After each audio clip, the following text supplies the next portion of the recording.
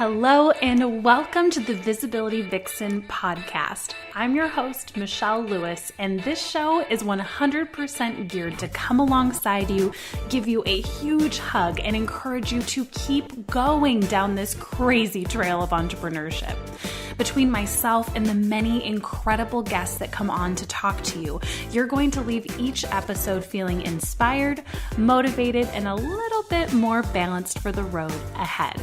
I'm all about building a brand of integrity, purpose, and skyrocketing your visibility so that you can step into that incredible mission you were born to live. So grab a cup of iced tea, pop in those earbuds, and let's chat.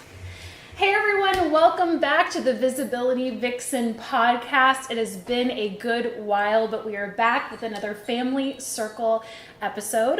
For those of you that don't know, we just wrapped up our recent trip, our road trip, and we found a gorgeous, gorgeous place, and we'll be talking about that more in a second. But we are kicking off this month with Life Reboot. We're going to be hosting the Manifesting Miracles Challenge in my Facebook group. So the link is below if you want to join. It's so much fun. 5 days of you coming in and doing lessons every day to learn this process called manifestation. So we're going to be talking all about manifestation in this episode. And what I love about my Life Reboot month themes is that we take a break from the systems, the branding, the video, the live streaming, and we focus more on the holistic aspect of building a business. And yes, you need the right systems in place. Your brand needs to be on point. You need to be regularly doing video and live streaming, but it will not make a lick of difference in your business growth if you don't know these other mindset practices that allow you to be expansive enough to attract new opportunities and actually grow your business. How was that? Sound pretty good? That was a... Woo! Yeah, that made my brain hurt. It made my face hurt. So we're going to be diving into manifestation today. And just to reintroduce you, these are my parents. This is Arthur, and he is a film and TV director producer. This is my mom, Tani, and she was a casting director and then retired to have me and is now an author of 4, soon to be 5 children's books called the Jenny Adventure Series. So why don't you guys kick off the episode by saying hello to everyone. Hello, and we're so glad to be back, and we are thrilled to know that you all love watching these. Yeah. That is just amazing. And we were hanging out the other day, and I was looking at my podcast statistics, and our biggest audience is in Japan. What? Which I had no idea. So, hey guys, awesome. Please leave me a comment or write a review. I would love to hear from you. That's because he loves sushi. It's your number one food. I almost did a film there one time, too. Yeah. I was really disappointed when I did because I was looking for it. So you could eat sushi around the clock. Exactly, yeah. Morning, noon, and night. But, I think this is more than just... It's not really the family circle. It's a family horseshoe at this point. Yeah. It's like when Nate's here, it's a circle, but right now it's a family horseshoe. Well, it's kind of a circle with the audience. Yeah, Oh. that's true. So, Okay. let's talk a little bit about kind of you guys' history in learning JoeDispenza, Paul Hegstrom, Raphology, and opening your perspective from, okay, I need to strive, attain, and then bringing in more of the mindset and manifestation techniques and the difference you've seen in your lives since that happened. Well, I just kind of like to start off with a little aside that hits that, and that is, I remember distinctly one of the very first videos I've watched of Dr. Joe, and I found out about Dr. Joe and all of his different research doing my thesis for Raphology, but he talked about how a woman came to him, she came storming down the center aisle in one of his workshops, and she said, I just want you to know that this meditation stuff doesn't work because I'm still not living in Santa Fe, New Mexico. And he said to her, well, you don't look like a woman that would live in Santa Fe, New Mexico. And his point was, have you really done the work? So that's a theme with you guys, where I'm like, have you done the work? Yeah. Like, let's get going. And if you don't exercise the need to change, you will repeat the past. If I could take all of that, not only knowledge and experience, to help the people there, and that is, unless you get in touch with that, you will repeat what you've been taught by your parents or your peers or whoever raised you or whoever was the most influential in your life, you will repeat that. So by looking at it and going, the only part of the equation that we haven't put in then is the fact that you have the ability to remove yourself from that spinning web that's going like this. And when you remove yourself, you're over here, and all of a sudden you have all this room to change your life, your perspective, etc. But as soon as you go back into this, it pulls you back into that orbit, and you become either the victim or you can't manifest anything. So the work is so essential to first figure out, where do I want to go, and I've got to put in this work. You cannot omit this step. So let's make that a little bit more relatable. So I think what she's trying to say is that if you are wanting to become a full-time business owner, if you're in college and looking for a way to bring in some side income, if you're looking to just bring a change into your life, it's really important to step back first and look at your current environment objectively. So that means, let's say I'm going to use a 35-year-old that's been in a corporate job, really hates their corporate job and wants to start their own business as an online business coach. Mm-hmm. So you're in that huge pain point of hating your job, which I relate to. There were some standing gigs that I came home crying every day from. But what you need to be able to do is step outside of that and go, what are all the negative patterns in my life? And I know that kind of sucks to do in the beginning, but it's the best way for you to see the patterns that are really deeply embedded in your day-to-day life. So that can be, my relationship with my parents really sucks. I only attract leeches as friends. Every boyfriend I have always, takes advantage of me or just up and leaves one day. I'm never getting promoted at my job. It's always so-and-so over me. When you start looking at all that in the ways that you feel like being a victim, and don't feel guilty for that, just feel into that, make that list, then you're able to go, how can I change my current environment? And I'm going to leave it to you from there. Well, here's the thing, is people will pay money every month to go to a gym to work out. Not me. I can drive by a gym, and I feel like I've worked out. Mentally, I've already worked out, and so that's how I stay healthy. You're so advanced in meditation. Exactly. That you just don't even need to. I just drive by it, and I've worked out. But seriously, they'll pay money every month to go every day to work out in the gym to get their physical body in tune. Right. But they won't spend the time in the morning before they start their day to sit down to meditate, to create their day. And so what happens is you rush out, you grab a coffee, you jump in the shower, you brush your teeth. You've not given one thought about what you want to create in your day. So you become a victim of the urgent. You're at your job, this is good. So, but if you could take, even if it's just 15 minutes in the morning, you get up, have your coffee, just sit down and be quiet for it's like, okay, what do I want today to be? And that's also when information comes to you, because you've been so busy in your reptilian survival mind getting through every day that you don't take the quiet time. That our frontal lobe is where creation happens, right?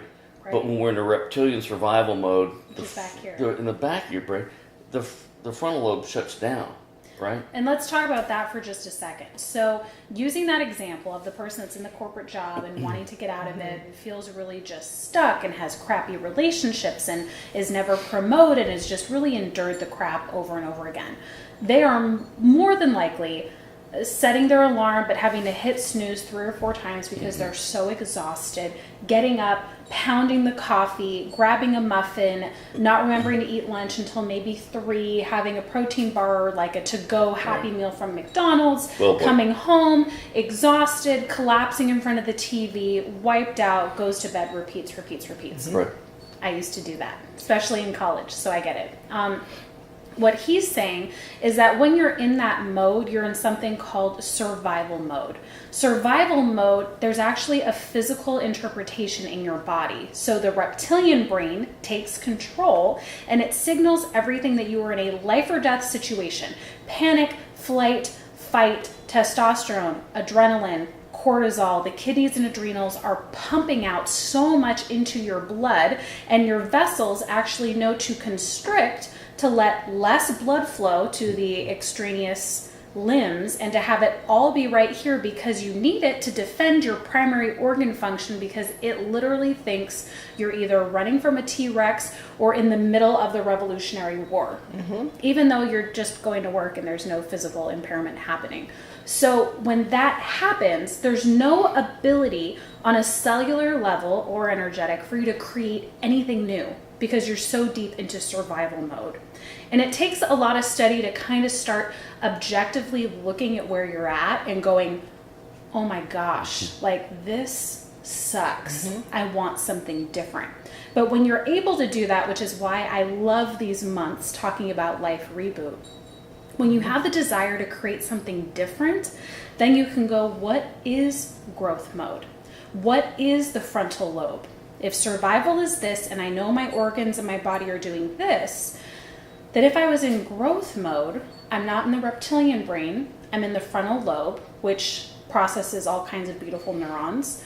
My blood can flow more evenly. My kidneys and adrenals can relax. My digestion can relax. My heart rate decreases. My oxygenation increases. And all of a sudden, there's that space that Mom was talking about for you to start having the time and the energy to create your day. And on top of that is that we are at the very most 90%. No, how do let me rephrase this. 95%, and I've heard 90% of our thoughts are unconscious. Right. So if we have 5%, let's go conservative, is all that we have on a daily basis to focus, then you've got all of these hard drives playing.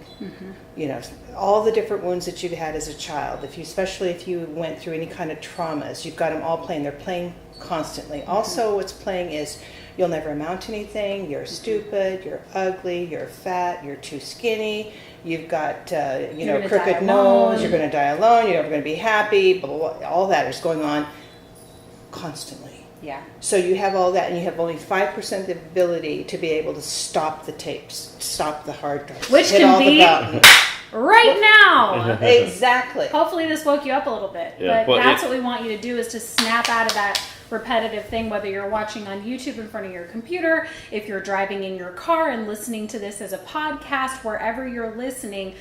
Take that second to step out and listen to what we are saying, because this is the 5% where you can start building change. Well, I'll just give you an example. I was working as assistant director in a series one time, and I was working with Let's project and enunciate a little bit. Oh, okay. You're a little southern right now. All right.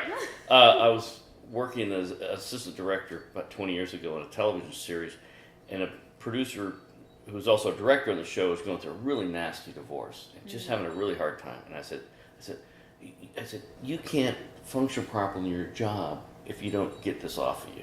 Yeah. He says, well, what can I do? So I'm going to give you an exercise to do. I want you to go in your office. The secretary, don't give me a call. And I want you to take a legal pad, and I want you to write down every negative thing that the person you're separating from said about you or that you believe, and I want you to write it on this legal pad. And so he went in there for like a half hour.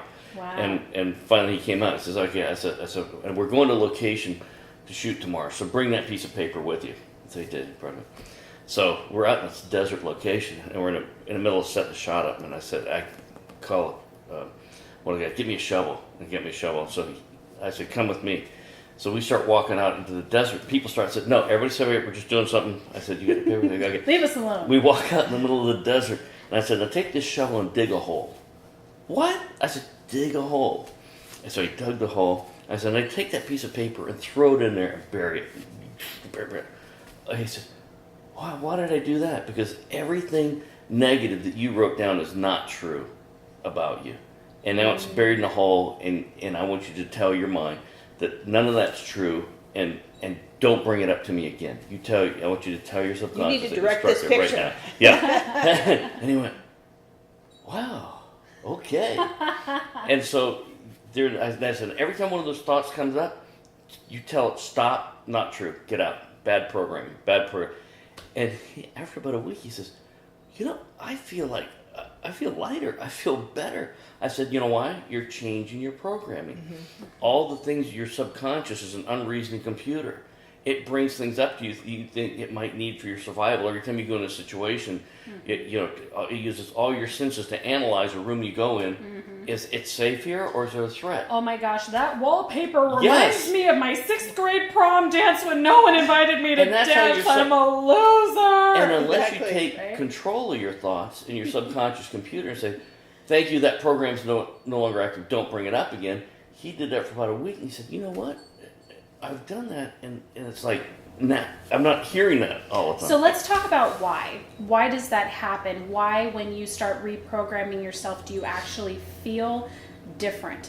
I want to highlight this because I have so many students that come in and they are in such pain. They're so stuck, and so they start with, well, help me to get visible. I've never been able to get visible. Help me to get visible. Show me the strategies. And it's like, I can show you live streaming strategies and video and branding and systems and help you set up your business, but it's not going to do a lick of good if we don't reprogram you first. This is why every new student that comes across my path, I tell them, please take my course, Life Reboot, which you guys will be hearing about if you're in the challenge at the end of the week. Because what I did after years of depression and fatigue and multiple organ failure and chronic migraines, I had to do all of this work along with healing my body physically through different herbs and foods. And it took me about 7 years. So that's why I condensed all of that information into this 30-day course, because there's no way, if you're heavily wounded,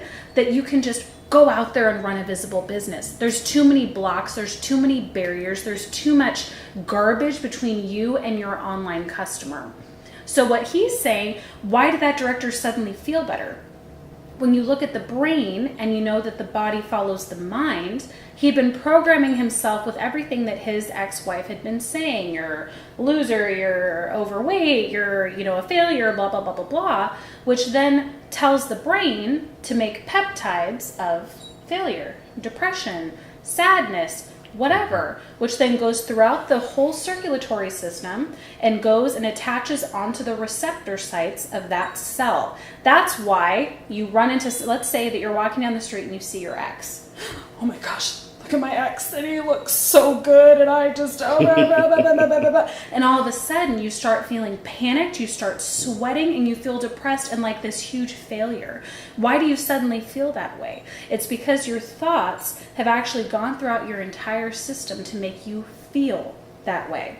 And the really sad thing about all of this is the fact that that information was passed on to you or to whoever by somebody who was wounded, by somebody who didn't tell you the truth, because they were struggling in their life. So you hurt people. Exactly. Right. So the mother could say to the child, you're never going to accomplish anything, or you're ugly, or whatever it might be.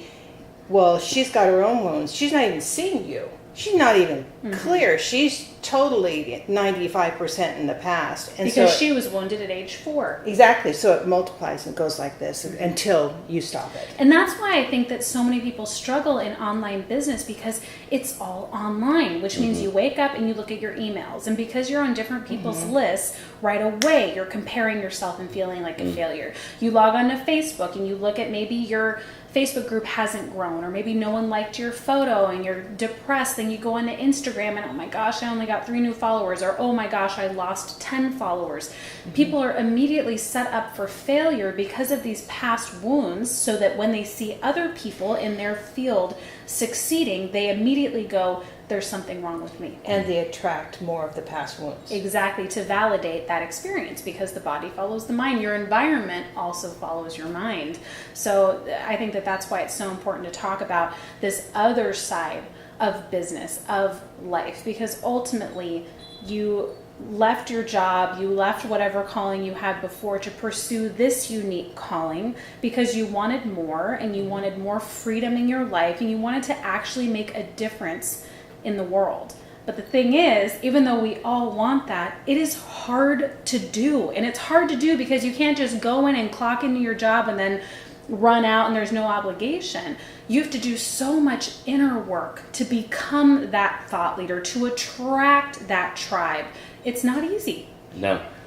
And when you find people, like, say you're working in a corporate environment, you find people who are really negative and who are projecting negativity onto it, you have to have your armor on. You have to say, that's, when they project that on, that's not true. Mm-hmm. That's not me, mm-hmm. right?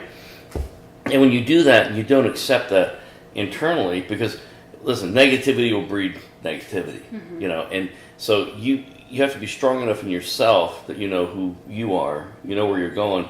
So when that negative person comes up and you don't react to what they're used to getting you to do, you just don't react. Mm-hmm. Then and I think that's the same for being like on an email list or looking at your followers and comparing yourself. When you have those negative thoughts come up, if they don't line up with your universal truths, which are like, I'm loved, I was created, and therefore I'm meant to create, and with your overall mission, then you have to deflect that. And if you have to unsubscribe from everyone's lists, if you have to not check your social media for a month, you have to do what you need to do in order to not be attached to those outcomes, because really all that is the desire to validate self by external sources, and we really need to be in a place where we can validate self. And what a great segue, because if a person is not getting out into the natural creation of the world, where the electromagnetics are away from all of the power structures and the cell phones and the Wi-Fi mm-hmm. and tunes into the like grounding, taking your shoes off in the grass or in a park or whatever, where you can get away and you can get into the natural frequency of the earth. Mm-hmm. It goes in and it takes inflammation out of your body. It's mm-hmm. been proven. Mm-hmm. Dr. Stephen Sinatra has done an amazing amount of work as a cardiologist to find that inflammation's greatly reduced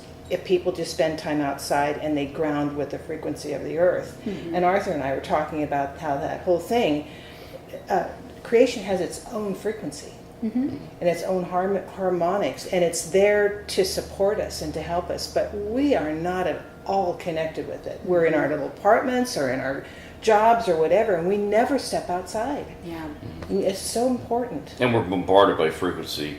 Like those people who worked in the embassy in Cuba who mm-hmm. have lost their hearing, they're deathly ill, and they don't know why.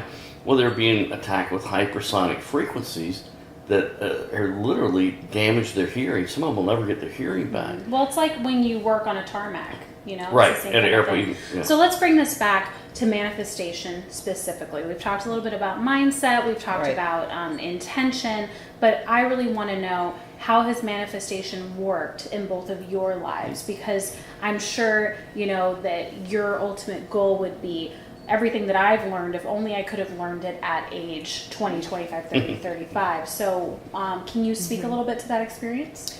Well, I think you have to get over what society says that you should or shouldn't be.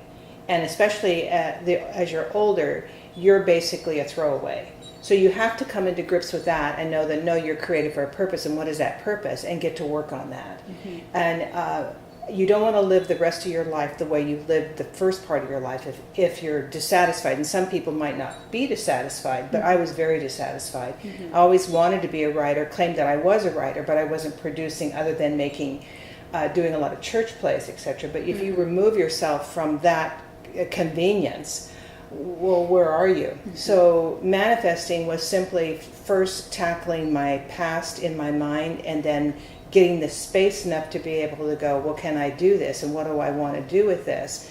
And then I felt really strongly that God laid it on my heart. So if he's going to lay that on my heart, then that's what I'm meant to do, because we're all here to help each other. Mm-hmm. And I felt very burdened for children to be able to connect back with the earth and creation and animals and serve that to make it a better world. Mm-hmm. And then I'm going to take that on further into essential oils and herbs, etc., that I've been trained in, to try to help people so that they know.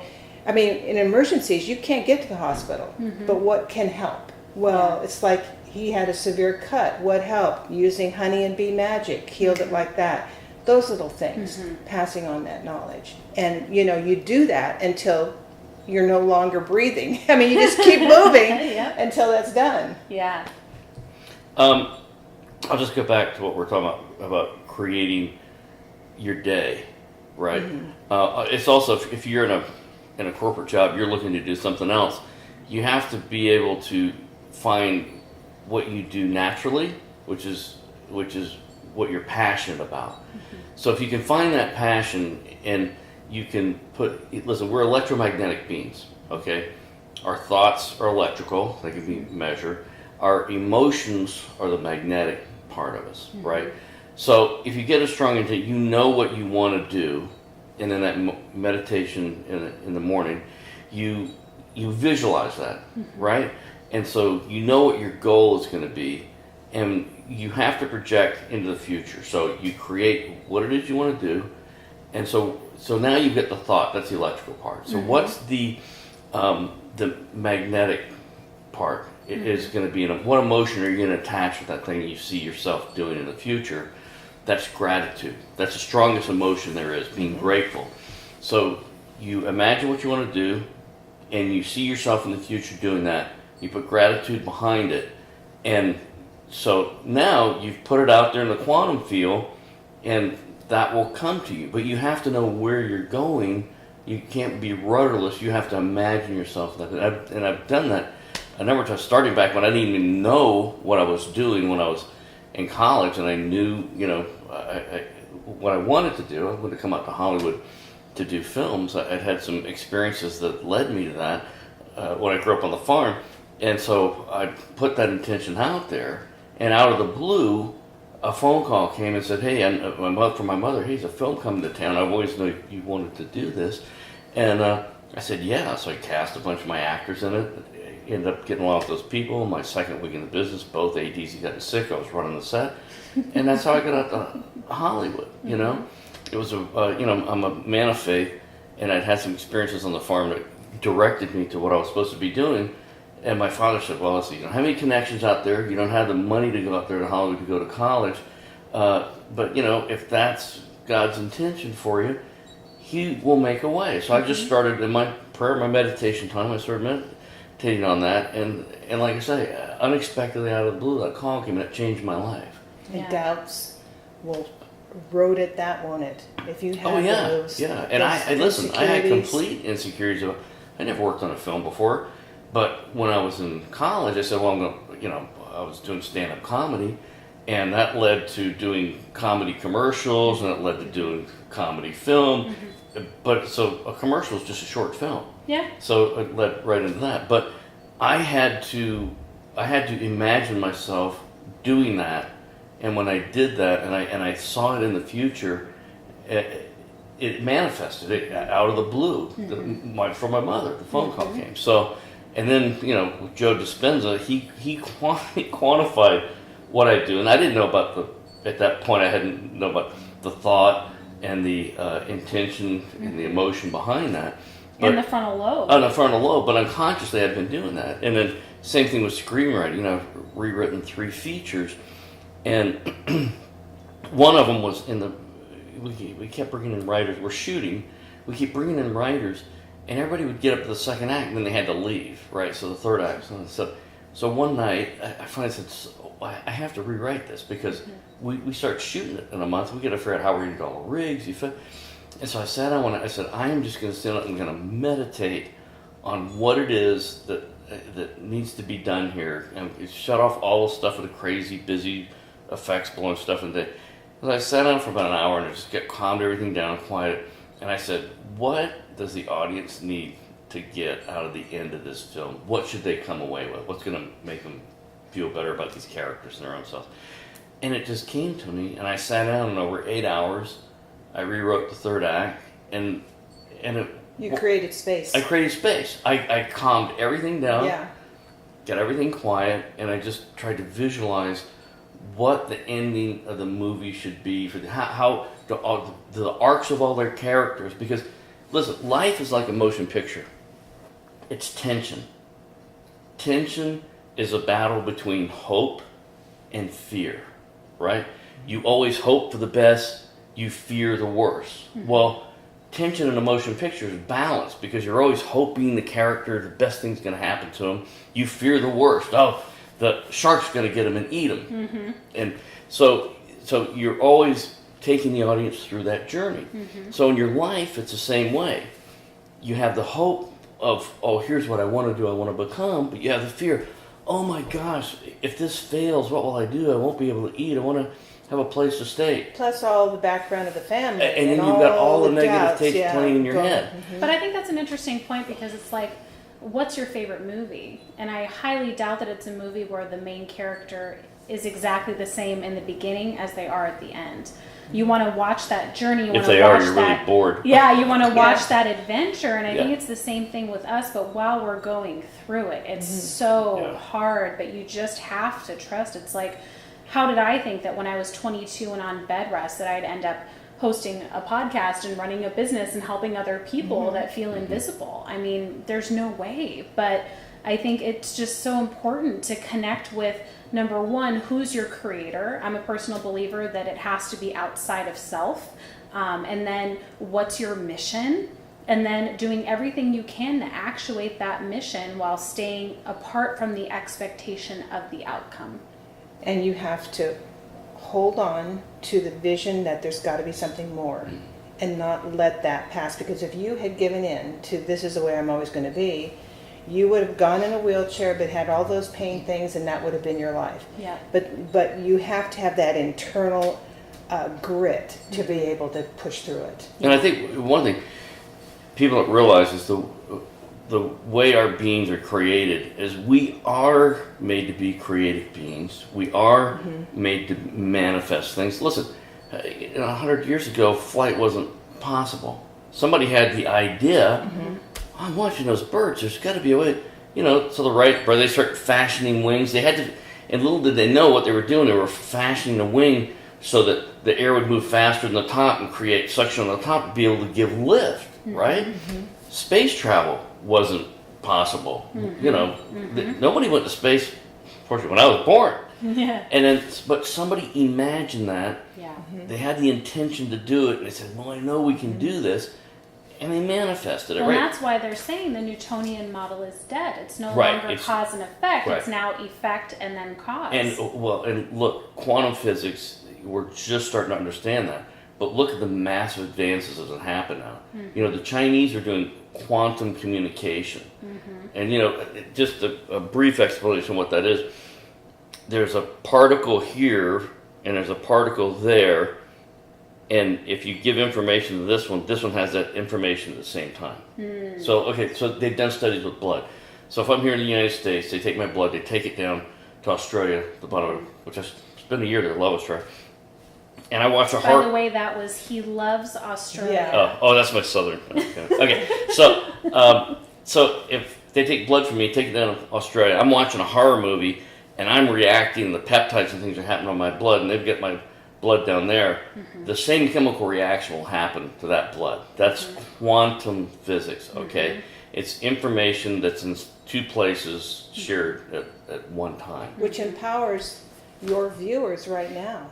Because if the light bulb goes on right now with any of them, they go, well, wait a minute. So my past doesn't dictate whether or not I can be successful online. It's the fact that I can tune into a powerful resource and completely change who I am, because I've always felt I can do whatever it is and tune into that and move forward.